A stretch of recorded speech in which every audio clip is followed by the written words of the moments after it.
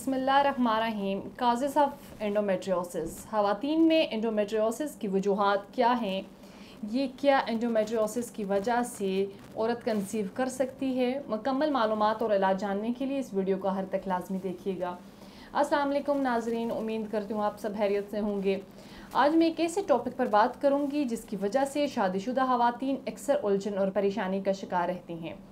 आज मैं female infertility की अहम वजह एंडोमेट्रियोसिस के बारे में बात करूंगी। तो ये जानना ज़रूरी है कि एंडोमेट्रियोसिस क्या है, इसकी अलामात और वजूहात क्या हैं और इसके साथ साथ हर्बल तरीक़े इलाज क्या है। तो नाजरीन, 40% से 50% ख़वातीन में हमल ना ठहरने की वजह एंडोमेट्रियोसिस है। हर 5 में से एक खातून को ये मसला लाजमी होता है और एंडोमेट्रियोसिस प्रॉब्लम मोस्टली 13 ईयर से 45 ईयर तक पाया जाता है। मतलब इसका ताल्लुक ख़वातीन के मेंस्ट्रुअल साइकिल यानी पीरियड्स के साथ होता है। यूट्रस के अंदर एक लेयर होती है जिसे एंडोमेट्रियम कहते हैं। ये एंडोमेट्रियम ब्लड और टिश्यू से बनती है। ये एंडोमेट्रियम लेयर हमेशा यूट्रस के अंदर ही पाई जाती है, लेकिन जब ये जिस्म के दूसरे हिस्सों में भी थोड़ा थोड़ा डेवलप होना शुरू हो जाता है तो आहिस्ता आहिस्ता बड़ी थैलियाँ या सिस्ट बन जाती हैं, जिसकी वजह से ख़वातीन एक डिस्ट्रेस्ड कंडीशन में आ जाती हैं। यूट्रस के अलावा ये लेयर ओवरी में भी पाई जाती है, जो ओवरी में सिस्ट बन जाती है, जिसको चॉकलेट सिस्ट भी कहा जाता है। इसके अलावा ये फेलोपियन ट्यूब्स में भी डेवलप हो सकती है, जिससे फेलोपियन ट्यूब्स ब्लॉक हो सकते हैं और हमल ठहरने में दुश्वारी पेश आती है। इसके बाद एंडोमेट्रियोसिस की अलामात के बारे में अगर बात करें, इस मर्ज़ में बॉडी पेन, इसके अलावा जिस्म में और बहुत सी तब्दीलियाँ आ जाती हैं। इसमें जो सबसे ज़्यादा कॉमन अलामत पाई जाती है वो है पेल्विक पेन, यानी कि नाभ से नीचे लोअर एब्डोमेन पेन। ये दर्द आम दिनों में भी हो सकता है, लेकिन पीरियड्स के दौरान ये दर्द बढ़ जाता है। इस मर्ज़ में मुब्तला ख़वातीन को बहुत ज़्यादा ब्लीडिंग होती है और कुछ ख़वातीन को बहुत कम, लेकिन बाज़ ख़वातीन को 15 डेज़ के बाद दोबारा पीरियड्स आ जाते हैं। इसके अलावा बहुत से ख़वातीन मवारी के अयाम में शदीद दर्द के साथ नोज़िया वॉमिटिंग का सामना भी करती हैं। इसके साथ मवारी में खून की ज़्यादती की वजह से खून की कमी, जिस्मानी कमज़ोरी भी हो जाती है। मुबाशरत के दौरान या बाद में औरत को शदीद दर्द महसूस होता है। इस तरह जब एक औरत ऐसी कंडीशन से गुजर रही होती है तो सिर्फ औरत ही नहीं बल्कि इसका पूरा घर मुतासर हो जाता है। अब मैं एंडोमेट्रियोसिस की वजूहात का जिक्र करूँ नाजरीन, ये बीमारी जेनेटिक भी हो सकती है। इसके अलावा वो ख़वातीन जो माने हमल की अद्वियात इस्तेमाल करती हैं, इन्हें भी ये मसला हो सकता है। इसकी सबसे अहम वजह ख़वातीन में हार्मोनल इम्बैलेंसमेंट है।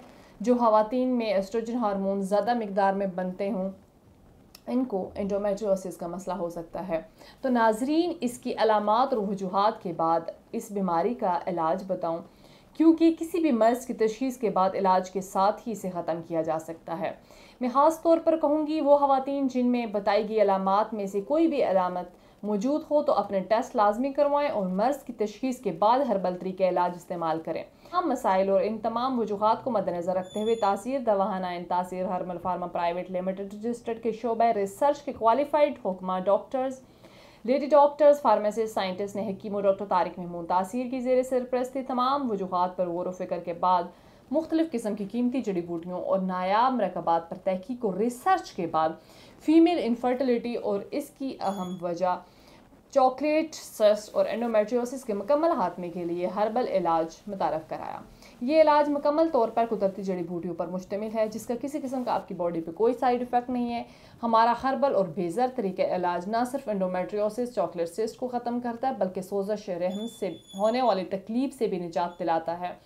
तासीर दवाखाना से इलाज के बाद ख़वातीन में मवारी बाकायदगी से आती है और इसका दौरानिया नेचुरल डेज की अकॉर्डिंगली होता है। हमारा हर्बल इलाज ख़वातीन में मवारी के दौरान होने वाली खून की ज़्यादती को ना सिर्फ कंट्रोल करता है, बल्कि खून की कमी से होने वाली जिस्मानी कमज़ोरी को भी ख़त्म करता है और ये ओवरी में मौजूद सिस्ट को ख़त्म करके आपको औलाद के काबिल बनाता है। ये हर्बल इलाज लोअर एब्डोमेन को ख़त्म करके औरत को अंदरूनी और बैरूनी तौर पर सेहतमंद बनाता है, जिससे औरत की सेहत के साथ साथ उसकी प्रेगनेंसी में हायल तमाम रुकावटें ख़त्म हो जाती हैं।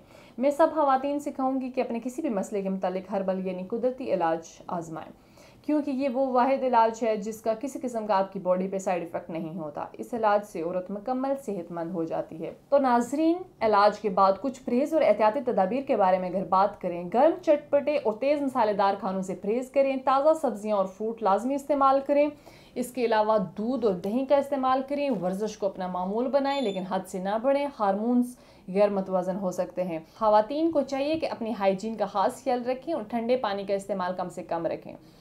औरतों को चाहिए कि मुबाशरत के बाद सीधा खड़े ना हों, तकरीबन आधा घंटा चलने फिरने और पानी के इस्तेमाल से परहेज़ करें। नाज़रीन, औलाद के हुसूल के लिए मर्द और औरत दोनों को चाहिए कि अपनी सेहत का ख़ास ख्याल रखें। करती हूँ आज के प्रोग्राम से ख़वातीन को बहुत रहनुमाई मिली होगी। नेक्स्ट वीडियो में एक नई इंफॉर्मेटिव टॉपिक के साथ दोबारा आपकी खिदमत में हाजिर होंगी। तब तक के लिए मुझे दीजिएगा इजाज़त। खुदा हाफ़िज़।